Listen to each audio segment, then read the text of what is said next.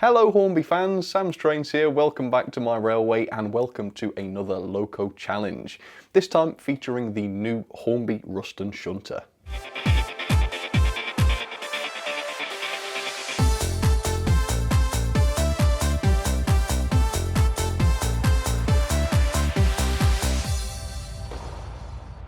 So the Ruston shunters are pretty heavy for their size. They weigh in at 77 grams, which is about the same as the Hornby L&YR Pug, even though the L&YR Pug is around twice the size.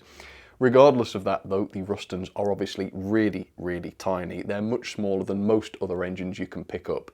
For instance, they are smaller and lighter even than the basic Hornby Railroad 040s. They're around 12 grams lighter than that, and they're half the weight of the Hornby Railroad Ginties, which does sort of make sense obviously because they're so much bigger.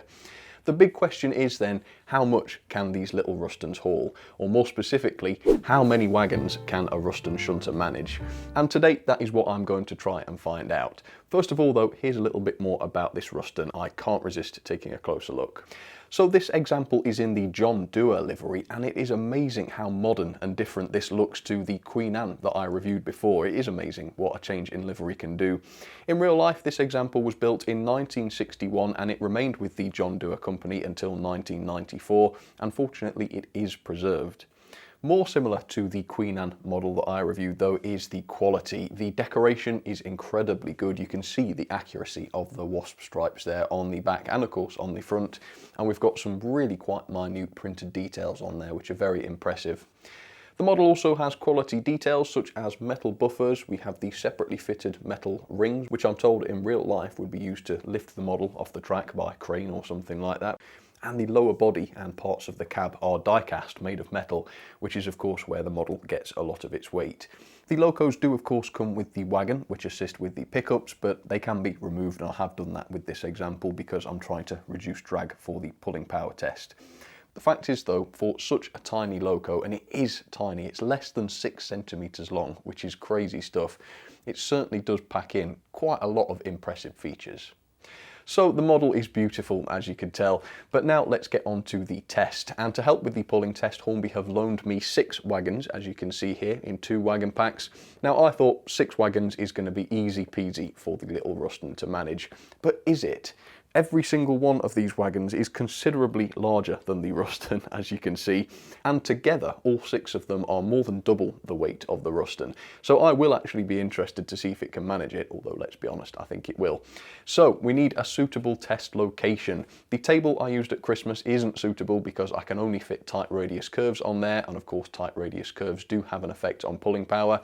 I can't use my main layout because it isn't flat, and if I did the test on there, the loco would either have to go up a hill or down a hill, which wouldn't be fair. So I'm going to introduce the new testing facility which has been built just for this. I like to call it the Strait of Strength. I don't think I'll name it. Let's just get on to the test, shall we?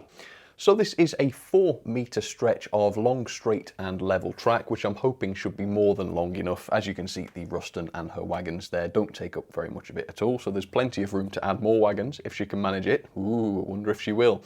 The coupling was nice and simple. It does have a NEM pocket, so you can just shove any standard NEM coupling into there, which I did, and it was nice and easy. And the test is like this. We have a go sign, and the Ruston is parked right there. About 40 centimetres further on, or in fact exactly 40 centimetres further on, we have a stop sign. If the Ruston can manage that distance, then we consider the test a success. Oh yeah, and a few centimetres beyond the stop sign is basically an unguarded precipice, so I will have to hit the stop button on time, otherwise it will all be over very quickly. For now though, with just 6 wagons, even though I do think she'll do this easily, we've got to do it to make sure she can. So here we go, let's go to about medium speed and give it a try. Okay, yeah, 6 wagons, no problem at all. Fantastic, so that is the first test well and truly passed, and let's be honest, if it had failed that first one, it would have been pretty naff. So I think now it's time to kick things up a notch and double the number of wagons. So now I'm adding 6 more Hornby wagons, which means we'll have a total wagon weight of 320 grams. So the weight of the wagons is now 4 times the weight of the loco. I'll be quite curious to see if it can do this.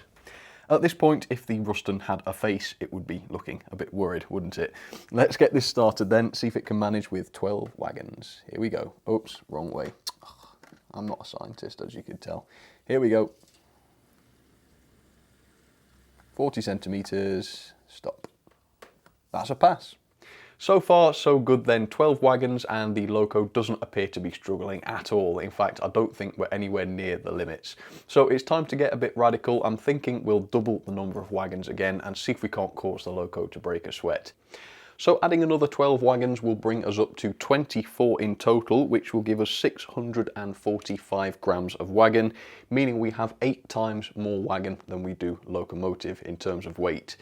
I'm at the point now where I'm not really certain whether the loco can manage this, but we'll give it a try. Come on then, Ruston, take it away, see if you can do this. Oh, yes it can.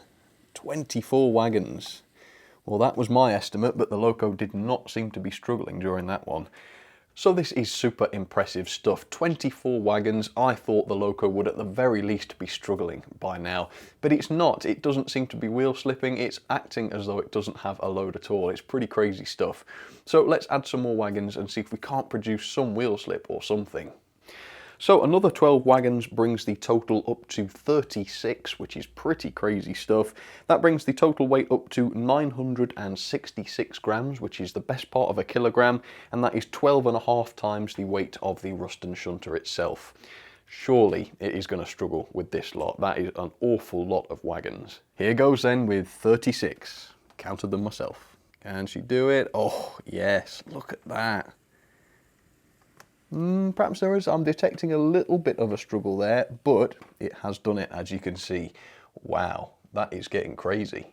So that amazing little Ruston is still passing with flying colours, and actually it's looking as though the test itself is going to be beaten before the Ruston is, because we're running out of space on the layout. There's still space to add around 6 more wagons though. If the loco beats this test, then I'm done, the loco wins. Alright, let's fill up the track. Maximum capacity, 42 wagons. The total weight is now 1,165 grams. We're now way over a kilogram, and the wagons now weigh more than 15 times more than the loco on its own does. Crazy stuff, but can it do it? The final test, fingers crossed. Let's see. Good luck, little loco. Here we go.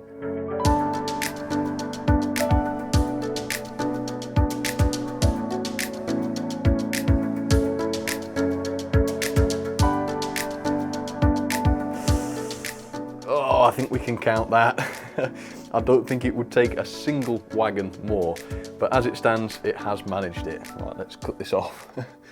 Wow, that was quite something. I get the feeling that we were pretty much at the limit there, but the little Ruston here managed to do it. Obviously, that was under ideal conditions when you're on a proper layout with sort of curves and slopes and that sort of thing. Yeah, it's obviously not going to manage that much. But to say this is the smallest loco in Hornby's range at the moment, the fact that it can haul 15 times its own weight is pretty amazing. So that, to me, has to be a thumbs up. Well, that's it. Thank you very much for watching. Let us know down in the comments what you thought. How many did you expect the loco to haul? Although I think people might cheat now that the answer's out there. Should have thought of that earlier. Either way, I hope you enjoyed it. If you want to check out the wagons or the Rustons, go to hornby.com and you can find it all there. For the time being though, thank you all very much for watching. I hope you enjoyed that. That was a lot of fun actually. I wasn't really sure how many it would do, but it definitely exceeded my expectations. Alright folks, thanks for watching and I'll catch you on the next one.